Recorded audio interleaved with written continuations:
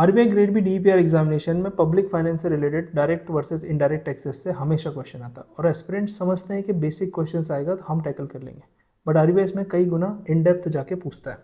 जैसे कि for example हम बात करते हैं कि डायरेक्ट और इनडायरेक्ट टैक्स में डिफरेंस क्या होता है। जैसे डायरेक्ट टैक्स क्या होता है, जिस पे बेयर होता है वही पे करता है। जैसे कि इनकम टैक्स अगर आप कमा रहे हैं तो आप ही पे लगेगा और आप ही को पे करना है।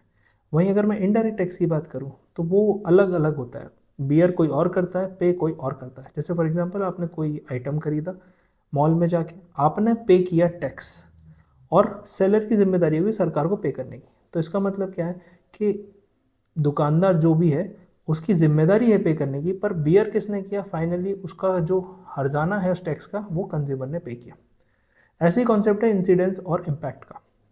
डायरेक्ट टैक्स में इम्पैक्ट और इंसिडेंस एक ही आदमी पे होता है। इम्पैक्ट मतलब फाइनली किस पे इम्पैक्ट आने वाला है, जिस पे लगा है टैक्स उसकी जिम्मेदारी है, और इंसिडेंस का मतलब जो फाइनली बियर करने वाला है उस टैक्स के बर्डन को। तो डायरेक्ट टैक्स में एक ही आदमी पे रहता है, इनडायरेक्ट टैक्स में अलग होता है। जैसे बियर कस्टमर करता है पर जिम्मेदारी कंज्यूमर की होती है। तो इम्पैक्ट में कंज्यूमर होगा पर इंसिडेंस में आपका सेलर होगा। अब इसी को देखते हुए आपको समझना है कि कॉन्टेक्स्ट में किस टाइप के क्वेश्चंस बनाए गए हैं, किस तरह के पूछे जा रहे हैं, और घुमा फिरा के इनकी डेफिनेशंस को आपको क्लियर कट करना है। तो एग्जाम्पल के तौर पे भी पूछे जा सकते हैं।